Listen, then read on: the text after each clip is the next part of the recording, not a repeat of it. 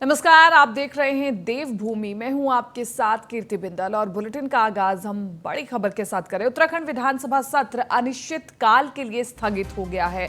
सरकार ने अपना कामकाज पूरा करा लिया है। महिला आरक्षण विधेयक और धर्मांतरण कानून को लेकर ये सत्र याद रखा जाएगा। सदन में भर्ती घोटाले और बेरोजगारी पर गंभीर चर्चा भी हुई। संसदीय कार्य मंत्री प्रेमचंद अग्रवाल ने सरकार का पक्ष भी रखा और युवाओं को रोजगार देने को लेकर हर सरकार ने हर संभव प्रयास किया है। भर्ती परीक्षाओं में जब भी अनियमितताओं के मामले आए उन पर कार्रवाई भी की गई है। 2014 में यूके SSSC बोर्ड में अध्यक्ष सहित सभी नियुक्ति की गई। 2015 से 16 उपनिरीक्षक सीधी भर्ती में साक्ष्य जुटाए जा रहे हैं। भर्ती घोटाले पर सरकार के जवाब से विपक्ष असंतुष्ट दिखा, ये प्रेमचंद अग्रवाल ने कहा। तो सरकार के अनुपूरक बजट पर भी मोहर लगी। महिलाओं के 30% क्षैतिज आरक्षण विधेयक चर्चा के बाद सर्वसम्मति से पारित हुआ। तो ये सत्र बहुत चीजों के लिए याद रखा जाएगा, चाहे महिलाओं के लिए उठाए गए कदम हो या फिर आरक्षण विधेयक की चर्चा हो। इसके अलावा UK SSSC paper leak case में सरकार की ओर से दिए गए जवाब हो, विपक्ष की ओर से पूछे गए सवाल हो, तमाम इन बिंदुओं के लिए ये सत्र याद रखा जाएगा। उत्तराखंड विधानसभा सत्र अब अनिश्चित काल के लिए स्थगित हो गया है क्योंकि सरकार ने अपना कामकाज पूरा कराया है, ये कहा गया है। महिला आरक्षण विधेयक और धर्मांतरण कानून को लेकर याद रखा जाएगा ये सत्र।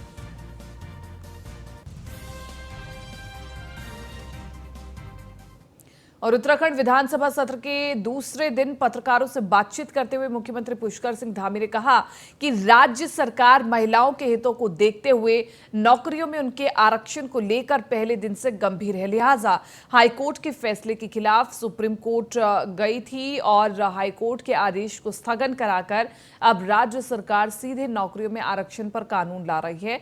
सरकार ने जो वायदा किया था उसे पूरा किया है। मुख्यमंत्री ने धर्मांतरण कानून पर भी बयान देते हुए कहा कि राज्य में लगातार शिकायतें आ रही थी कि धनबल और प्रलोभन के आधार पर लोगों को धर्म बदलवाने के लिए प्रेरित किया जा रहा है। लिहाजा इस विषय में भी सख्त कानून बनाया गया है।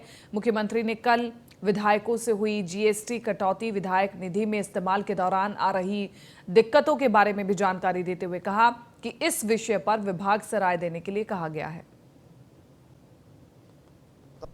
पिछले दिनों जब माननीय न्यायालय से उच्च न्यायालय से इस प्रकार का फैसला आया तो हमने तभी कहा था कि हम हर स्तर पर जाकर मातृशक्ति के हितों के लिए काम करेंगे और मातृशक्ति को न्याय दिलाने के लिए, मातृशक्ति के विकास के लिए, मातृशक्ति के संवर्धन के लिए जिस प्रकार से भी हमको संघर्ष करना होगा, जिस प्रकार से भी सरकार का काम होगा, हम वो काम करेंगे।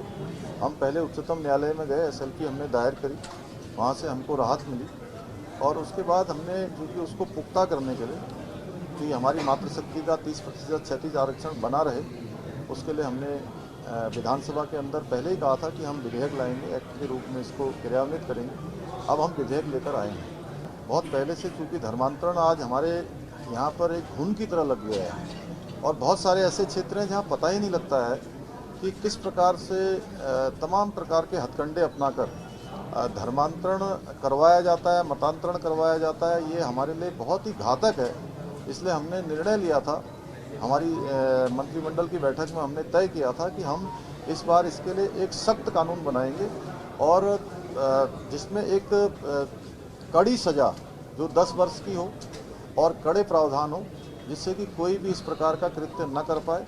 उत्तराखंड देवभूमि है, यहाँ पर इस प्रकार की चीज़ें बिल्कुल भी टॉलरेबल नहीं है। तो सभी विधायकों ने और सभी सम्मानित नेतागणों ने मुझसे बात की है। इस संबंध में हम लोग सकारात्मक रूप से बात करके फाइनेंस डिपार्टमेंट इसमें हम लोग रास्ता निकालेंगे। विधानसभा सत्र में स्पीकर रितु खंडूरी की विधायकों को खरी खरी सदन में मोबाइल का प्रयोग किया तो कड़ी कार्रवाई होगी। सदन में MLA मोबाइल चलाते दिखे तो कड़ी कार्रवाई होगी। विधानसभा सत्र के पहले दिन कई MLA मोबाइल का प्रयोग कर रहे थे और इसी पर स्पीकर ने खरी खरी विधायकों को सुनाई। उन्होंने कहा कि जब कार्रवाई चल रही है तब विधायकों का ध्यान फोन में क्यों है। विधानसभा सत्र के पहले दिन MLA मोबाइल का प्रयोग कर रहे थे और इसलिए स्पीकर को हस्तक्षेप करना पड़ा। विधानसभा सत्र में स्पीकर रितु खंडूरी की विधायकों को खरी खरी और कहा गया कि सदन में मोबाइल का प्रयोग किया तो कड़ी कार्रवाई होगी।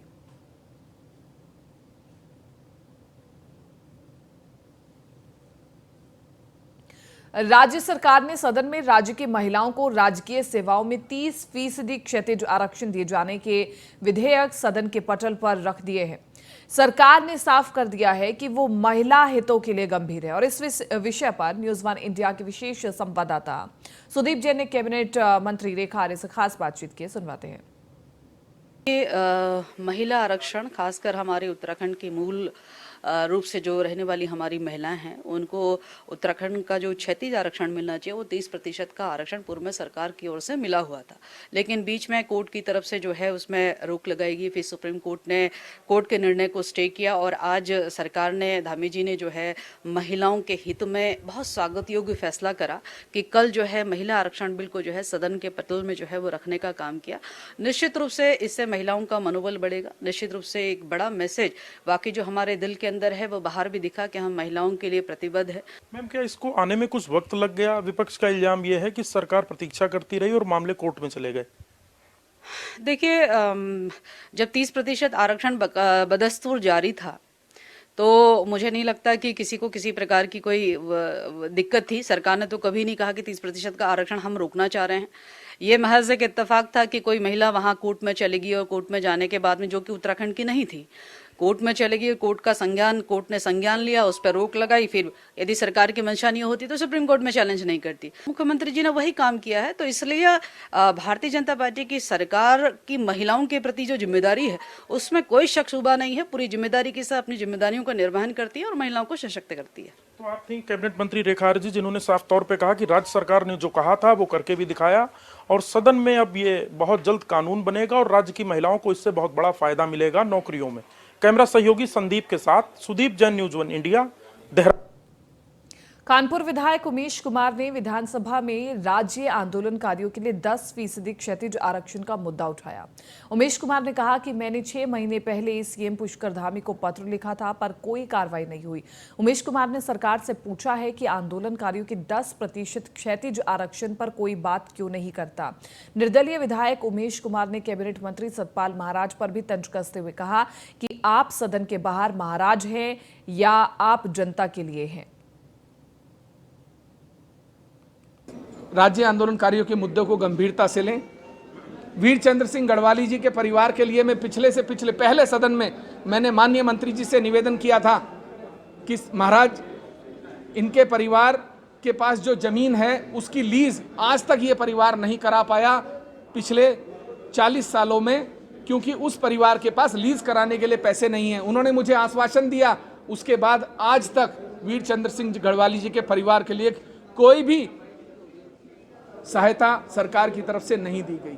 अगर माननीय मंत्री जी से हम किसी भी प्रकार की गंभीरता के लिए कहते हैं तो वो ऐसे मुद्दों को देखकर नज़रअंदाज कर देते हैं। तो मुझे लगता है महाराज जी, मेरा आपसे एक निवेदन है कि महाराज, आप सदन से बाहर लोगों के लिए हैं। मंत्री पद पर जब नहीं होंगे तब आप महाराज होंगे। अगर आप मंत्री पद पर हैं और विधानसभा में हैं तो आपको राज्य के हर व्यक्ति से जुड़े हुए गंभीर मुद्दे पर गंभीरता से लेना चाहिए और गंभीरता से बात करनी चाहिए, जुमलेबाजी नहीं करनी चाहिए। तो ये जुमलेबाजी छोड़कर काम शुरू करिए। लोगों का, जो लोग इस समय प्रभावित हैं, पीड़ित हैं, वंचित हैं, शोषित हैं, उनकी तरफ देखिए। उत्तराखंड की ग्रीष्मकालीन राजधानी गैरसैंण को लेकर विपक्ष सरकार पर हमलावर हो गया। विपक्ष का कहना है कि सरकार ने सिर्फ बयानों तक ही गैरसैंण को सीमित रखा है। विधानसभा सत्र के दौरान कांग्रेस के विधायक प्रीतम सिंह ने सरकार को घेरते हुए गैरसैंण को लेकर सवाल किए हैं कि आखिर गैरसैंण से ग्रीष्मकालीन राजधानी कब संचालित होगी। सदन में संसदीय कार्य मंत्री ने जवाब दिया है कि अगला विधानसभा सत्र गैरसैंण में ही आयोजित होगा।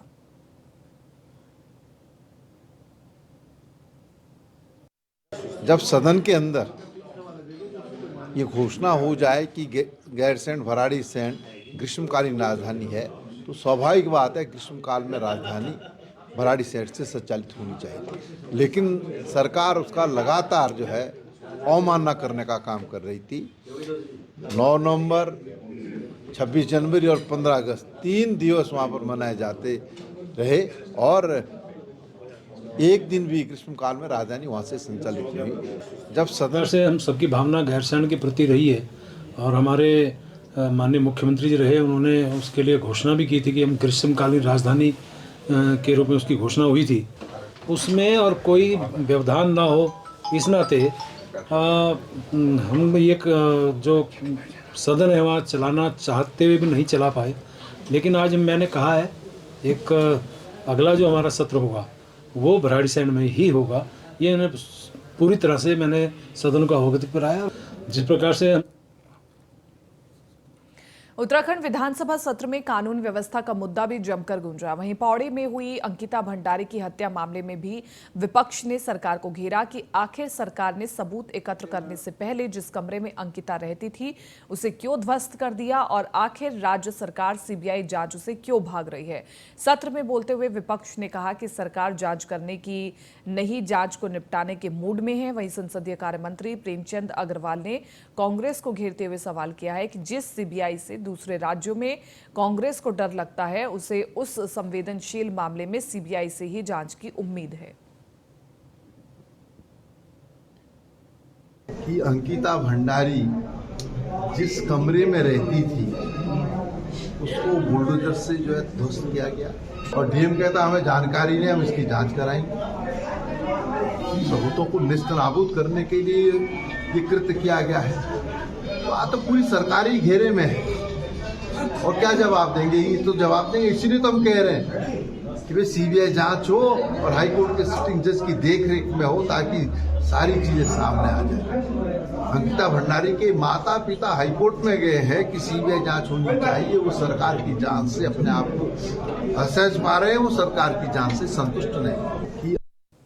एक तरफ तो कांग्रेस सीबीआई के बारे में बोलती है कि ये बीजेपी उसका मिसयूज करती है और उधर वो यहाँ कह रहे हैं अंकिता भंडारी मामले में सीबीआई की जांच कराए। लेकिन अब ये मामला सब जुडिस है, यानी कि न्यायालय में विचाराधीन है और न्यायालय के द्वारा जो भी निर्देश दिए जाएंगे सरकार उसकी अनुपालना करेगी। जो भी कोर्ट निर्णय देगा हम उससे जुड़े हुए बंधे हुए, हम उसमें जो भी निर्देश हाई कोर्ट की तरफ से आएगा उसमें हम लोग उसकी अनुपालना करेंगे। उत्तराखंड के विधानसभा सत्र के दूसरे दिन विशेषाधिकार हनन का भी मुद्दा विपक्ष के विधायकों ने उठाया कि आखिर उन्हें सरकारी कार्यक्रमों में ना तो बुलाया जा रहा है और ना ही सरकारी बैठकों की सूचना दी जा रही है। और इस पर स्पीकर ने गंभीरता दिखाते हुए विपक्ष के विधायकों को शीघ्र कार्रवाई का भरोसा दिया है। विपक्ष का आरोप है कि कांग्रेसी विधायकों को नजरअंदाज किया जा रहा है और लोकतंत्र की अनदेखी के साथ ही निर्वाचित विधायकों के प्रोटोकॉल को भी तोड़ा जा रहा है। 2004-05 में विधानसभा का अध्यक्ष रहा, 2002 से लेकर 2007 तक, और ऐसे ही प्रकरण तत्कालीन विधायक जी ने विशेषाधिकार हनन के माध्यम से उठाया था और तब पीठ से निर्देश दिए गए थे कि जो भी माननीय विधायक हों, सत्ता पक्ष के विपक्ष के, उनको पर्याप्त सम्मान मिलना चाहिए। लेकिन आज जो हालात हैं जिससे माननीय सदस्य की अवमानना की जा रही है, उनके मान सम्मान को ठेस पहुंचाई जा रही है और जो उनका जो परंपराएं हैं उनका उल्लंघन किया जा रहा है। राज्य में सभी विधायकों की विधायक निधि में जीएसटी के चलते कटौती और विधायक निधि में असमानता का मुद्दा प्रमुखता से छाया रहा। धारचूला विधायक हरीश धामी कहते हैं कि वो विधायक निधि की ही इस साल की नहीं खर्च कर पा रहे हैं और इसमें जीएसटी एक बहुत बड़ा मुद्दा है। और वही बीजेपी के विधायक खजान दास कहते हैं कि जीएसटी एक बड़ा मुद्दा है जिससे विधायक निधि प्रभावित हो रही है और जल्दी मुख्यमंत्री इस विषय पर निर्णय लेंगे। 10 रुपए का भी अगर काम हुआ तो उसमें जीएसटी कट। तो विधायक निधि में बड़ी अनियमितताएं हुई हैं। किसी की विधानसभा में जीएसटी कटी है, जहां पर 5 लाख से नीचे की योजनाएं हैं उसको सिलेक्शन बॉन्ड या वर्क ऑर्डर पर जो कराए गए हैं उसमें जीएसटी नहीं कटी है। और एक मैं हूँ 70 विधायकों में जिसके यहाँ 10 रुपए का भी काम हुआ है तो जीएसटी कटा है। बार बार मुख्य विकास अधिकारी को पत्राचार किया है कि भाई मैंने कहा जब उसी जिले के किसी विधायक का आप जीएसटी काट रहे हैं, किसी उसमें जीएसटी नहीं काट रहे हैं। जब मैंने इस मामले में पूछा तो ये मेरे जो योजनाएं हैं 10 रुपए का भी अगर काम हुआ है तो उसमें जीएसटी कटा है, और कई विधायक ऐसे हैं जिनकी योजनाओं में जीएसटी नहीं कटा है। मैंने न कटने का कारण पूछा तो उन्होंने कहा कि सिलेक्शन बॉन्ड या जो वर्क ऑर्डर के कार्य हैं 5 लाख से नीचे उसमें जीएसटी का प्रावधान नहीं है। तो सीधे सीधे मेरा ये कहना कि जो 65 लाख रुपए प्रति वर्ष जीएसटी के तौर पर मेरी विधानसभा से एक्स्ट्रा लिया गया है, तो या तो मुझे वापस करें या सबसे जीएसटी वसूल 65 से 68 हजार रुपए तक लाख रुपए तक ये खर्चा बैठ रहा है, जबकि 3 करोड़ 75 लाख रुपए विधायक निधि है। तो ये कहा है कि या तो जीएसटी से मुक्त रखा जाए या विधायक निधि कुछ बढ़ाया जाए। तो इस विषय में माननीय मुख्यमंत्री जी ने कहा और वित्त मंत्री जी ने कहा कि हम इसमें जरूर विचार करेंगे। तो मुझे लगता है कि शायद इसमें डिसीजन कुछ न कुछ हो जाएगा। और देहरादून में उत्तराखंड क्रांति दल ने विधानसभा कूच का प्रयास किया। यूकेडी ने इरिगेशन के 228 पदों की बदहाली और महिला सुरक्षा, प्रदेश में बिगड़ती कानून व्यवस्था जैसे मुद्दों को लेकर विधानसभा कूच का प्रयास किया, लेकिन पुलिस ने बैरिकेडिंग लगाकर प्रदर्शनकारियों को रोक दिया। यूकेडी नेताओं ने सरकार पर जमकर हमला बोला है। जो वादे किए थे आज उन्हीं वादों के बिल्कुल विपरीत जाके काम कर रही है, जन भावनाओं के विपरीत काम कर रही है। चुनाव से पहले जो पद विज्ञापित किए थे कि इन पदों पे भर्ती की जाएगी, चुनाव जीतने के जस्ट बाद जैसे इरिगेशन के 228 पदों से इन्होंने भर्तियां जो है उसकी खत्म कर दी। महिलाओं के साथ भाजपा के नेता बलात्कार कर रहे हैं और भाजपा सरकार के जो मिनिस्टर हैं वो उनका बचाव कर रहे हैं। भाजपा जो है बेटी बचाओ बेटी पढ़ाओ की बात करती थी, लेकिन आज सारी बेटियां भाजपा से बच करके भाग रही हैं। ये बड़ा दुर्भाग्यपूर्ण है और आज इसी तरीके के अन्याय और अपराधों के खिलाफ हम लोग आज सड़कों पे थे। विधानसभा हमने आज घेराव किया। सरकार ने कम्युनिस्ट पार्टी ऑफ इंडिया मार्क्सवादी ने भूमाफिया, बढ़ते महिला अपराध, बेरोजगारी जैसे मुद्दों के साथ विधानसभा कूच का प्रयास किया। पार्टी के अनुसार प्रदेश में भूमाफिया पूरी तरह से सक्रिय हैं और किसानों की जमीनों को हड़पने का काम कर रहे हैं। वहीं जमीन का मुआवजा भी किसानों को नहीं मिल पा रहा है। महिलाओं के साथ बढ़ते अपराधों के मद्देनजर भी सरकार कोई ठोस कदम नहीं उठा रही है। कोई सुनवाई नहीं है, तो हम सब मिलके सब कम्युनिस्ट पार्टी के साथ हैं। ये अनाज का सवाल भी उठा रहे हैं, ये गरीब मजदूर किसानों का सवाल भी उठा रहे हैं, उनकी ज़मीनों की रक्षा का सवाल उठा रहे हैं, ये महिलाओं की रक्षा का सवाल उठा रहे हैं, ये बेटियों की रक्षा का सवाल उठा रहे हैं। और जनवाद महिला समिति बराबर इनके आंदोलनों में साथ साथ रहेगी, इनकलाब करेगी और तमाम महिलाएं सड़कों पर उतरेंगी, क्योंकि बड़ी संख्या में महिलाओं ने सड़कों पर आंदोलन चलाया। उन आंदोलनकारियों को, महिलाओं को भी हक बनता है कि उनको आंदोलनकारी का कार्ड मिले। उत्तराखंड विधानसभा सत्र के शीतकालीन सत्र का आज दूसरा दिन है, जहां एक तरफ मुख्यमंत्री से लेकर मंत्री और प्रदेश के तमाम विधायक सदन में हिस्सा ले रहे हैं, तो वहीं सदन की कार्यवाही देखने के लिए स्कूली बच्चों में भी काफी उत्साह नजर आया। देहरादून के राजकीय पूर्व माध्यमिक विद्यालय नवादा में 8वीं कक्षा में पढ़ने वाले कई बच्चों ने विधानसभा के सदन की कार्यवाही देखने के बाद मीडिया से अपने अनुभव को साझा किया। बहुत कुछ देखा, आज समझा कि कैसे नियम लागू किए जाते हैं और कैसे हमारे लिए सब कुछ किया जाता है और सब कुछ देखा, कानून कैसे कैसे बनते हैं, मैंने सब कुछ देखा। आज तक मैंने टीवी में ही देखा है सब लोग को, आज असलियत में देख के मुझे बहुत अच्छा लगा। बच्चे बहुत प्रसन्न हैं, बहुत उत्साहित हैं, क्योंकि आज उन्होंने शायद पहली बार आज विधानसभा का सत्र देखा है और प्रत्यक्ष रूप से देखा है। तो क्योंकि अभी तक तो पढ़ते थे, सुनते थे अखबारों के माध्यम से कि वहाँ पे सत्र चलता है और क्या चलता है, विधायक आते हैं, मंत्री आते हैं। आज उन्होंने प्रत्यक्ष रूप से अपने सारे विधायक, मंत्री और यहाँ तक कि मुख्यमंत्री जी को भी सामने सामने बैठे देखा है। बहुत कुछ देखा। Rudrapur SSP doctor Manjunath TC के निर्देश पर जिले में नशे के खिलाफ चलाए जा रहे अभियान के तहत जिला पुलिस ने 2 महिलाओं को अफीम की तस्करी में गिरफ्तार किया है। बरामद अफीम की कीमत 15 लाख बताई जा रही है। गिरफ्तार दोनों महिला तस्कर बिहार और झारखंड की रहने वाली हैं, जिसमें अंतरराज्यीय नशा तस्करी गिरोह का एक पर्दाफाश हुआ है। एक झारखंड का और एक बिहार का महिला है, 2 कुल महिलाएं हैं, उनकी गिरफ्तारी हुई है और उनकी कब्जे में 1.5 किलो अफीम, जिसका मार्केट वैल्यू 15 लाख है, मतलब कमर्शियल क्वांटिटी में भी बहुत ही अत्यधिक माना जाता है।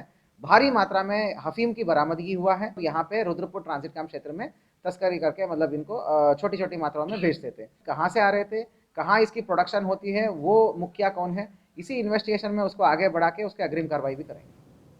नशे का अवैध धंधा करने वालों के विरुद्ध चलाए जा रहे अभियान के तहत गदरपुर पुलिस ने एक तस्कर से 1.25 किलो चरस बरामद कर उसे गिरफ्तार कर लिया है। तस्कर के खिलाफ संबंधित धाराओं में मुकदमा दर्ज कर उसे जेल भेज दिया गया है। पुलिस के मुताबिक बरामद चरस की अंतर्राष्ट्रीय बाजार में कीमत 10 लाख रुपए आंकी गई है। माननीय मुख्यमंत्री उत्तराखंड सरकार महोदय द्वारा 2025 तक उत्तराखंड को नशा मुक्त प्रदेश बनाने के उद्देश्य पर श्रीमान पुलिस उप महानिरीक्षक कुमाऊं परिक्षेत्र वरिष्ठ पुलिस अधीक्षक उधम सिंह नगर महोदय द्वारा जनपद में हर जगह पर अवैध स्मैक की रोकथाम के लिए हर थाना क्षेत्र में जो है टीमें गठित की गई हैं। तो गुलर भोज रोज अंडरपास के पास में एक अभियुक्त अर्जुन सिंह, तो हमारी टीम ने उनका पीछा किया तो वहीं पर उसको पकड़ लिया गया। उसकी तलाशी लेने पर स्कूटी के डिग्गी के अंदर से 1 किलो 54 ग्राम जो है वो चरस पकड़ी गई। मुनिकीरेती थाना क्षेत्र में खारा स्रोत के जंगल में युवक की हत्या कर शव झाड़ियों में फेंकने वाले 2 हत्यारे दोस्तों को पुलिस ने गिरफ्तार कर लिया है। आरोपियों की पहचान भूपेंद्र और विकेश के रूप में हुई है। मामले का खुलासा टीडी के एसएसपी नवनीत भुल्लर ने मुनिकीरेती थाने में किया। एसएसपी के मुताबिक दोनों आरोपी मृतक विजय सिंह नेगी के दोस्त हैं और तीनों दोस्त शादी में खाना बनाने का काम करते हैं। 19 नवंबर को तीनों दोस्त पिकनिक मनाने के लिए जंगल में पहुंचे और इस दौरान नशा अधिक होने की वजह से विजय सिंह ने भूपेंद्र और विकेश को गोलियां देनी शुरू कर दी। गुस्से में आकर भूपेंद्र और विकेश ने विजय सिंह नेगी के सिर पर पत्थर से वार कर उसे मौत के घाट उतार दिया। मृतक की पहचान न हो उसके लिए उसका चेहरा भी बुरे तरीके से कुचल दिया गया। रिपोर्ट से जानकारी मिली कि इनका कोई ब्लंट ऑब्जेक्ट से इनकी हत्या की गई है। इनके भाई की तहरीर पर 302 आईपीसी का मुकदमा अज्ञात के खिलाफ पंजीकृत किया गया और उस अगेन 7 टीमें बनाकर हत्या के खुलासे का प्रयास किया गया और उसमें काफ़ी सारे एविडेंस जब क्लोज हुए, जब क्लियर हुआ तो उसमें एक भूपेंद्र और विकेश 2 अभियुक्त सामने आए और ये तीनों एक दूसरे को जानते थे और इन्होंने साथ में शराब पीने के लिए जंगल में गए, जहाँ पे शराब पी, जहाँ पे इनका झगड़ा हुआ, गाली गलौच हुई, जिसमें कि उन दोनों ने इसके सिर पे पत्थर का वार करके इसकी हत्या करी, जैसा अभियुक्तों ने अभी शुरुआती पूछताछ में बताया है। तो इन लोगों को हम जुडिशियल कस्टडी में भेज रहे हैं, फर्दर इन्वेस्टिगेशन कर रहे हैं और कुछ तथ्य प्रकाश में आएंगे तो आपसे शेयर करेंगे। नैनीताल जिले में पुलिस ने नाबालिग बाइक राइडर के खिलाफ अभियान छेड़ दिया है। साथ ही अभिभावकों को भी चेतावनी दी है कि अपने नाबालिग बच्चों को बाइक और स्कूटी ना दे, क्योंकि अब पुलिस किसी को भी बख्शने के मूड में नहीं है। एसएसपी पंकज भट्ट ने बताया कि इस अभियान में अब तक 50 से ज्यादा गाड़ियां सीज कर सैकड़ों चालान किए गए हैं। एसएसपी ने अभिभावकों से अपील की है कि किसी भी हाल में अपने नाबालिग बच्चे को बाइक और स्कूटी ना चलाने दें, नहीं तो खुद उनको ही परेशानी उठानी पड़ेगी। इसमें पूर्व में भी हमारे द्वारा अवेयरनेस कैंपेन लगातार चलाया गया था। इसमें हमने माँ बापों से रिक्वेस्ट की थी कि वो अपने नाबालिग बच्चों को आपका वाहन न दें। अवेयरनेस कैंपेन भी चलाया जा रहा है और आपका इसमें वाहनों को सीज करने की कार्रवाई भी की जा रही है। विगत 3 दिनों में 50 से ज़्यादा गाड़ियाँ सीज हो चुकी हैं और ये अभियान आगे भी जारी रहेगा। इसमें हम लोग आपका माता पिता और जो है आपका शिक्षकों से, जो स्कूल के टीचर्स हैं, उनसे अनुरोध करते हैं कि वो बच्चों को बताएं कि इससे दुर्घटना की संभावना बढ़ जाती है। इसमें फिलहाल बुलेटिन में मेरे साथ इतना ही। आप बने रहिए न्यूज़ 1 इंडिया के साथ।